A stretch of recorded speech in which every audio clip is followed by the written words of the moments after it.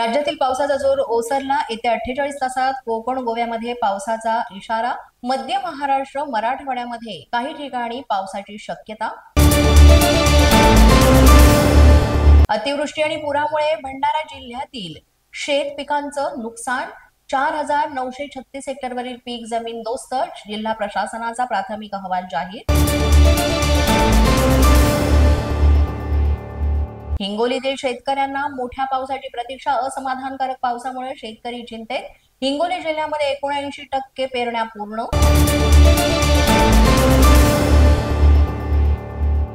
छत्रपती संभाजीनगरमध्ये महिलेवर शस्त्रक्रिया। महिलेच्या पोटातून काढला 7.15 किलोचा गोळा। जिल्हा सामान्य रुग्णालयामध्ये शस्त्रक्रिया यशस्वी।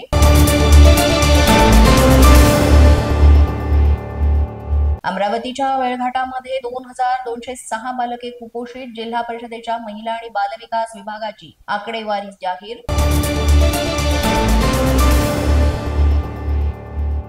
फेसबुकवरून महिलेला घातला 55 लाख रुपयांचा गंडा। नाशिकमधील कृषी अधिकाऱ्याची आत्महत्या। प्रशांत पाटील यानं गळफास घेत संपवलं आपलं जीवन। पत्नीच्या तक्रारीनंतर सायबर पोलिसात फसवणुकीचा गुन्हा दाखल।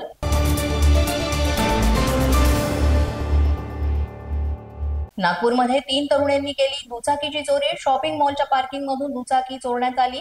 तरुणी दुचाकी चोरतानाचे सीसीटीव्ही फुटेज समोर। पोलिसांकडून तपास सुरू। आदिवासी आश्रमशाळा रोजंदारी शिक्षक कर्मचाऱ्यांचं आंदोलन। बेमुदत आंदोलनाचा आजचा 3रा दिवस। लेखी आश्वासन दिल्याशिवाय आंदोलन मागे न घेण्याचा इशारा। दिल्लीतील वेलकम परिसरात 4 मजली इमारत कोसळली। 12 पैकी 6 जणांना वाचवण्यात यश। 6 जण अजूनही ढिगाऱ्याखालीच। घटनास्थळी बचाव कार्य सुरू।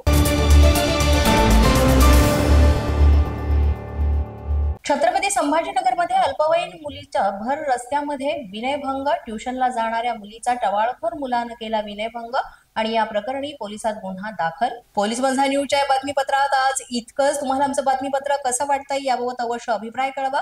यासाठी पोलीस माझा न्यूजचं YouTube चॅनल सबस्क्राईब करा। तसंच आमचं फेसबुक, इंस्टाग्राम आणि ट्विटर अकाउंट फॉलो करा।